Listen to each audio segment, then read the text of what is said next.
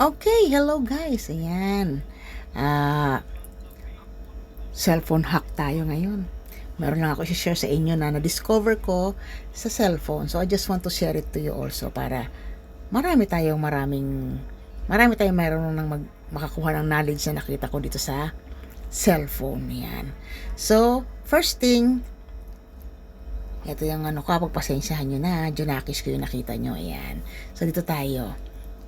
Ito na hack ko is like parang Google Translate. Pero hindi ka na kailangan mag-open ng Google Translate para magpa-translate ng sentence. So, dito ko na diretso.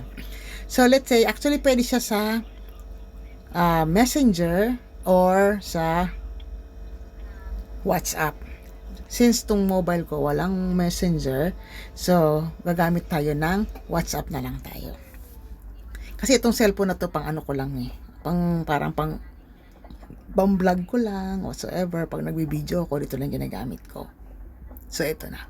Sa WhatsApp tayo. Ayan, WhatsApp.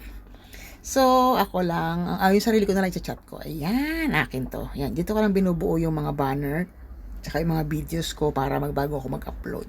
So, pagpasensya nyo na yung mga makikita nyo, guys, ha?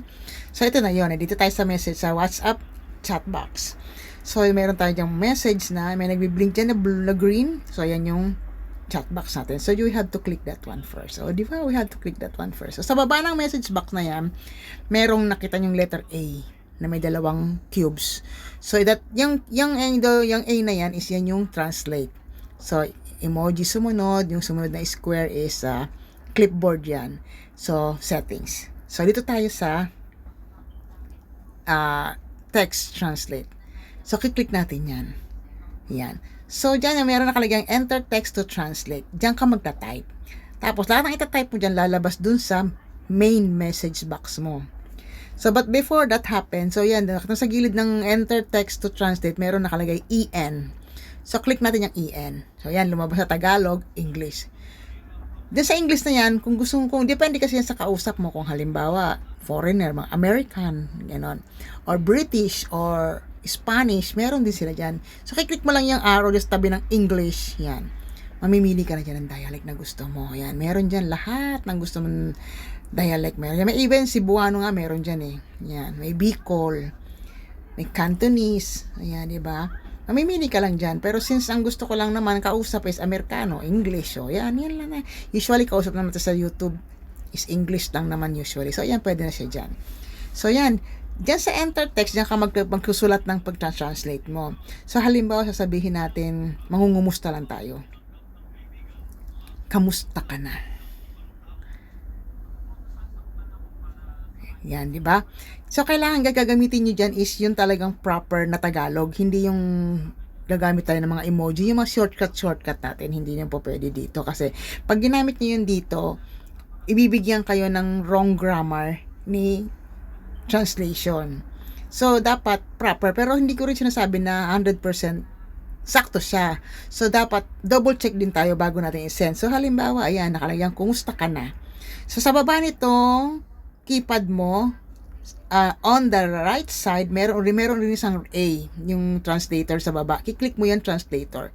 Pag click mo sa translator, papasok na ngayon siya sa main box. Ayan, di ba? How are you? So, ibig sabihin, tama yung English natin. Yung kamusta ka na. So, yan yung tamang English. So, you can send it na dan. Papunta dyan. Okay. O, diba? Nag-send na, how are you? So, kung halimbawa naman, ang gusto mong kausap is, let's say, Spanish. Sige, Spanish tayo. Kasi usually, may mga Spanish tayong kausap. Hanap natin ng Spanish. Asan na ba yung letter S?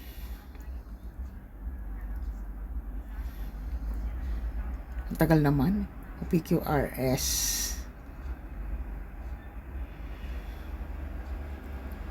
Yan, Spanish. Ito, Spanish. Sa Spanish tayo. So, gusto mo mag-type ng magandang gabi. So, yan, magandang gabi. So, the same, as usual, kiklik mo pa rin yung translator sa baba. Doon sa baba ng keypad mo. So, click mo uli siya kung magandang gabi. Pag click mo, lalabas dun sa main board, Buenas noches. Means to say, correct. Buenas noches.